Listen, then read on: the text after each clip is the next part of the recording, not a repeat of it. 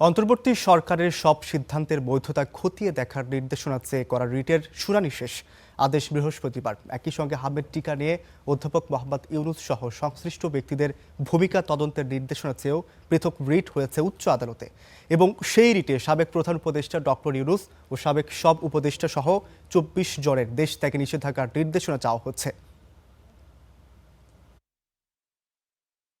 অন্তর্বর্তী সরকারের ১৮ মাসে ৫২৬টির বেশি নীতিগত সিদ্ধান্ত গ্রহণ করা হয়, ১০০-র বেশি অধ্যাদেশ এবং বেশ কিছু দ্বিপাক্ষিক চুক্তিও হয়।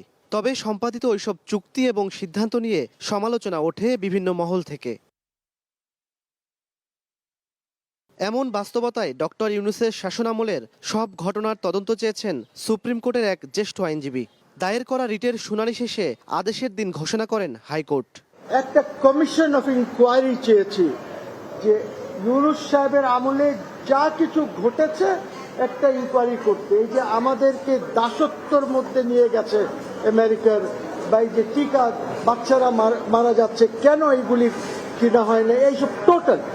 পাশাপাশি হামের টিকা নিয়ে ব্যর্থতার দায়ে ডক্টর ইউনুস সহ তার উপদেষ্টা পরিষদের বিরুদ্ধে তদন্ত এবং দেশত্যাগে নিষেধাজ্ঞা চেয়েও রিট করেন এক আইনজীবী।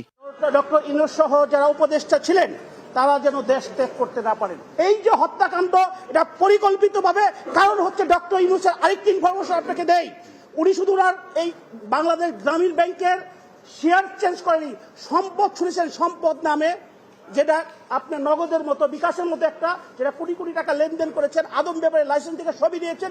সে ধারাবাহিকতায় এই আমাদের জীবনের সাথে সম্পৃক্ত, যেখানে জিরো লেভেলে চলছে হাম বাম, যেটা সেটাকে উনি বন্ধ করেছেন শুধু প্রাইভেটের জন্য।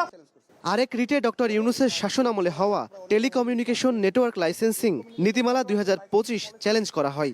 পরে ওই নীতিমালা কেন অবৈধ নয় তা জানতে চেয়ে রুল জারি করেন হাইকোর্ট। এটা একটা ভয়ঙ্কর রকমের ডিসক্রিমিনেশন, যেখানে নিজের দেশের কোম্পানি নিজের দেশে ব্যবসা করতে পারবে না। অলরেডি মেইনস্ট্রিম অসংখ্য নিউজে আসছে যে টেলিকমিউনিকেশন খাতটা বিদেশিদের হাতে তুলে দেওয়া হচ্ছে।